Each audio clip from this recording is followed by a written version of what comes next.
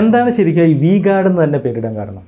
അല്ല, അതും വലിയ തലപോഞ്ഞിട്ടൊന്നുമല്ല. അതായത് നമുക്കൊരു പേര് വേണം. ഇപ്പോൾ നമ്മൾ പറയാറുണ്ടല്ലോ, പണ്ടത്തെ ചില ബ്രാൻഡുകൾ തോഷിബ അല്ലെങ്കിൽ അപ്പോളോ ടയേഴ്സ്, അപ്പോൾ അങ്ങനെയൊക്കെ ഓരോ പേരുകൾ നമ്മൾ കേട്ടിട്ടുണ്ട്. അപ്പോൾ ഇതിന് ഒരു പേര് വേണം.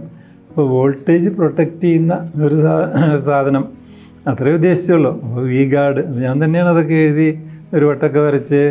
ഞാൻ പയ്യൻ കമ്പനി അന്ന് ഇവിടെ ജൂ സ്ട്രീറ്റിൽ അവർക്കൊരു പ്രിൻറ്റിങ് പ്രസ് ഉണ്ട്, അവർക്കൊരു ഡിസൈനറൊക്കെ ഉണ്ട്. അപ്പോൾ അവിടെ കൊടുത്തൊരു അതൊന്നും കൂടി ഞാനൊരു ആർട്ടിസ്റ്റ് ഒന്നല്ല, വരപ്പിച്ച് വീട് ഇവിടെ ഒരു വട്ടമൊക്കെ കിട്ടും. ഒരു ഈ ഗാർഡന് ചുറ്റിനൊരു വട്ടമൊക്കെ വരച്ച്. ഈ കങ്കാരു എപ്പോഴാണ് പറഞ്ഞത്? അത് പിന്നെ കുറച്ച് നാൾ കഴിഞ്ഞിട്ടാണ്, ആദ്യം ഉണ്ടായിരുന്നില്ല.